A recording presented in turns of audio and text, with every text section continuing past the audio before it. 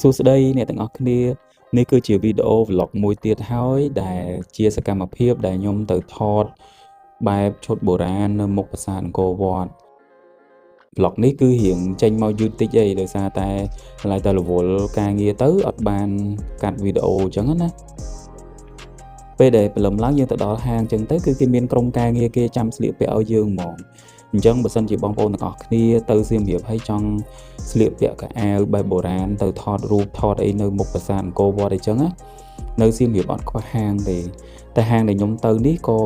សេវាកម្មល្អដែរពួកគាត់រស់រាយរាក់ទាក់អីចឹងណាហើយកៅអៅគេគឺស្អាតខ្ញុំគិតថាស្អាតសម្រាប់ខ្ញុំព្រោះខ្ញុំទៅខេត្តសៀមរាបហ្នឹងគឺលើកទី1ហើយដែលខ្ញុំស្លៀកពាក់បែបបុរាណអញ្ចឹងហើយទៅថតនៅមុខប្រាសាទអង្គរវត្តណាទីក្រុមការងារគាត់គឺគាត់មានជំនាញតែម្ដងយើងមើលតែការរៀបចំរបស់គាត់ទៅគឺយើងដឹងដែរថាគាត់ជំនាញខាងស្លៀកពាក់បុរាណអីចឹងទៅហើយពេលដែលយើងស្លៀកពាក់អីហើយអស់ចឹងទៅយើងត្រូវរងចាំខាងក្រុមការងារគេហ្នឹងជួយធ្វើសក់អីឲ្យចឹងណាហើយសម្រាប់ការផាត់មុខអីគឺខ្ញុំបានរៀបចំខ្លួនឯងពីស្ថាគារមកហើយយើងនៅពីព្រឹកដើម្បីរៀបចំខ្លួនអញ្ចឹងណាពេលដែលយើងរៀបចំខ្លួនស្អាតទៅយើងមកដល់យើងចំណេញយើងស្លៀកពាក់កៅអៅអីហើយយើងទៅប្រាសាទតែម្ដងកុំឲ្យខាតពេលបើសិនជាទៅរៀងថ្ងៃទៅអាចនឹងក្តៅអញ្ចឹងពិបាកព្រោះអីយើងស្លៀកពាក់បែបហ្នឹងយើងដើរក្រោមកម្ដៅថ្ងៃទៀតបែកញើសជោកហ្មងហើយនៅពេលដែលយើងធ្វើខ្លួនហើយគឺមានក្រុមការងារគេមកថតរូបយើងទុកអីដើម្បីគេតម្លាក់ក្នុងក្រុម Telegram អញ្ចឹងណាពេលដែលយើងយកកៅអៅគឺមកសងគេវិញគេដឹងថា